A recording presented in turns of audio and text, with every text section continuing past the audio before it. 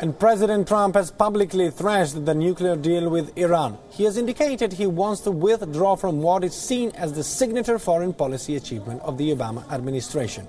At the UN General Assembly the last month, Trump called the deal, quote-unquote, an embarrassment. But he seems to be on a different track altogether.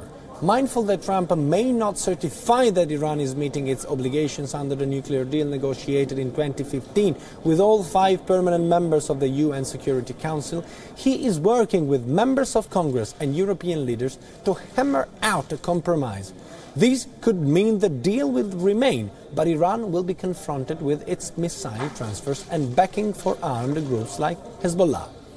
Even the Defense Secretary James Mattis has openly split with President Donald Trump on Iran, making him the second senior member of the President's national security team to recently contradict him. Mattis, in fact, has said that the US should consider staying in the Iranian nuclear deal unless it were proven that Tehran was not abiding by the agreement or that it was not in the US national interest to do so. Could you share with us the logic that you use in determining that the JCPOA right now is in our, or it is advantageous to us to stay there at this time? Could you share that with the American public? Absolutely, Senator, and thank you. The point I would make is if we can confirm that Iran is living by the agreement, if we can determine that this is in our best interest, then clearly we should stay with it. I believe at this point in time, absent indications to the contrary, it is something the President should consider staying with.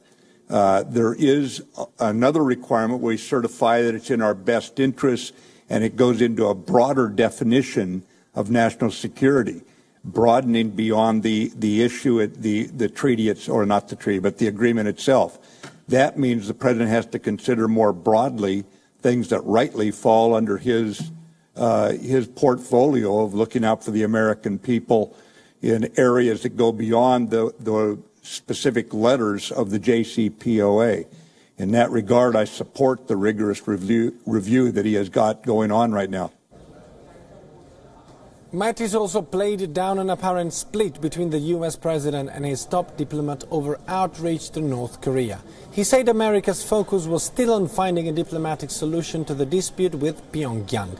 President Donald Trump, who has traded insults and threats with North Korean leader Kim Jong-un in recent weeks, had said that the Secretary of State Rex Tillerson was, quote-unquote, wasting his time trying to negotiate with North Korea over its nuclear weapons program.